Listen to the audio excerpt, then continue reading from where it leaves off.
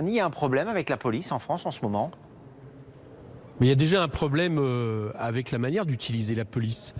J'entendais que M. Castaner réagissait, j'allais dire enfin, parce qu'en réalité, ça fait maintenant plus d'un an que le pouvoir instrumentalise, utilise la police comme dernier paravent, comme dernière protection face à des mobilisations dont on sent bien qu'elles sont majoritaires dans le pays.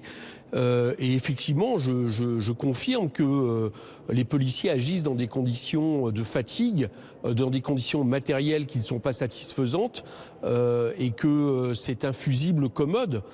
Mais pour autant, je trouve que la manière dont, depuis un an, le gouvernement, quelque part, a non seulement utilisé, mais couvert un changement de doctrine de force de l'ordre, parce que c'est pas juste des cas isolés, c'est que, en gros, on était depuis les années 86, la mort de Malik Oussekine, dans l'idée que non seulement le droit de manifester était intangible, mais en plus de ça, il fallait à tout prix éviter le maximum des blessures physiques, voire des décès. Et là, on voit bien que depuis la loi El Khomri, et ça s'aggrave à chaque fois, on est rentré dans une autre doctrine qui évoque très bien le préfet l'allemand, qui, j'allais dire, malheureusement, est le symbole le plus dur de ce type de politique.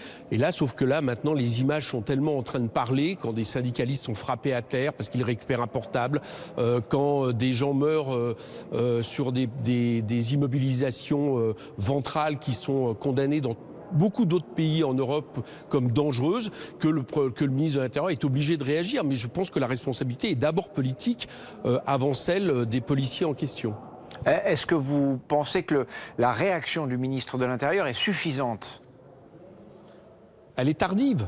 Je vous rappelle que ça fait maintenant plus d'un an qu'à chaque fois qu'il y a ce type d'événement qui après se révèle problématique, je pense par exemple à la militante d'attaque Geneviève à Nice, je pense par exemple au jeune Steve à mort à Nantes, la première réaction à chaque fois des politiques, ça a été du pouvoir, ça a été de dire finalement circuler, il n'y a rien à voir, il n'y a pas de problème. Puis après on s'apercevait qu'il y a bien des problèmes, c'est-à-dire qu'il y avait une utilisation totalement disproportionnée, malheureusement jusqu'à des décès de la violence policière face à un danger en face. Bon, donc le fait que pendant un an ce gouvernement a utilisé ça évidemment est une responsabilité politique terrible.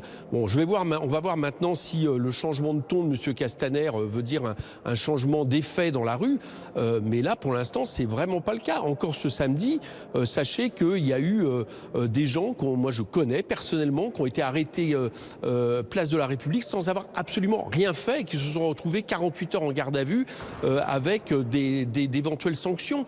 Bon, il y a quelque chose qui ne va pas. Voilà, je pense que le droit de manifester n'est plus intangible en France et qu'il y a une utilisation disproportionnée de la force. Mais encore une fois, c'est la façon surtout dont on utilise les forces de police qui me semble condamnable. Éric Coquerel, comment on calme les choses? Comment on revient à un rapport apaisé entre policiers et manifestants, en l'occurrence, puisqu'on parle beaucoup des manifestations, mais le reste de la population de manière plus générale? Déjà, je m'inscris en faux sur les propos de la représentante d'En Marche. Elle dit par exemple que les manifestations sur le climat, en gros, ce qu'elle explique, c'est que la responsabilité viendrait des Gilets jaunes ou des syndicalistes. Bon, les manifestations sur le climat, ce serait bien passé, mais je l'invite à venir sur le terrain. Il y a encore très peu de temps, on se souvient d'images de manifestants pacifiques, c'était à la fin de l'année dernière, qui ont été violemment réprimés sur les rues parisiennes. Donc ce qu'elle dit est totalement faux. Ça fait maintenant un an et demi, au contraire, qu'il y a une utilisation disproportionnée de la violence. Et je vous rappelle quand même que ça fait maintenant un an et demi qu'on compte des morts dans des manifestations, des blessés, des gens mutilés à vie, et donc il y a une utilisation disproportionnée de la force. Voilà. Et quant à l'idée qu'on serait face à des violences absolument inédites des manifestants, là encore, je pense que ça serait intéressant de convoquer les historiens des mouvements sociaux. Vous savez, 68, ça s'est pas fait dans la dentelle. Aujourd'hui, vous célébrez 68, etc. Mais à l'époque, la violence vis-à-vis de CRS, qui était bien moins équipée, était assez importante. C'était vrai aussi dans les années 70. Donc tout ça je ne crois pas que ça soit vrai. Je crois qu'il y a un changement de doctrine et que ce changement de doctrine vient du fait qu'on a un gouvernement qui impose des projets, qui impose des réformes, notamment la réforme des retraites, qui sont minoritaires dans le pays, qui a face à une colère sociale et qui compte principalement sur la police pour intimider, pour dissuader les gens d'aller dans les manifestations, pour réprimer le mouvement social.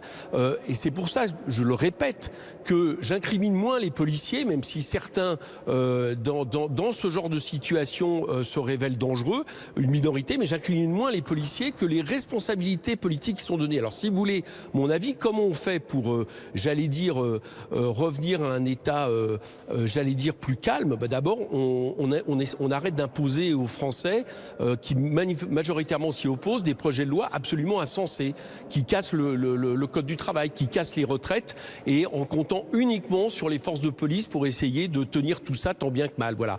Quand on est minoritaire, quand on impose des projets minoritaires, qu'on veut les passer coûte que coûte contre la majorité des syndicats et qu'on impose des mesures répressives toujours plus fortes, à un moment donné, on peut craindre que ça déborde. Moi, je pense que c'est le gouvernement qui met en tension le pays et qui utilise les forces de police pour ça. Voilà si vous faites référence, Éric Coquerel, à la réforme des retraites, la majorité des Français sont pour une réforme des retraites, ils ne sont pas forcément pour...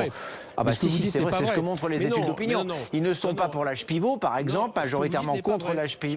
Écoutez, moi je me réfère aux études d'opinion en tout cas. Mais il n'y a pas de souci. Prenons les études d'opinion. Ils soutiennent la mobilisation, ils sont pour un projet de réforme, ils ne sont peut-être pas majoritairement pour le projet de réforme proposé par le gouvernement. Une fois de plus, vous êtes des excellents porte-parole du gouvernement sur cette chaîne. Mais c'est absolument faux ce que vous dites. Quand on ne sait plus quoi dire, c'est toujours la même rengaine avec la France insoumise, on est les porte-parole du gouvernement. Écoutez, Monsieur Coquerel, merci beaucoup d'avoir répondu à nos questions. Merci beaucoup.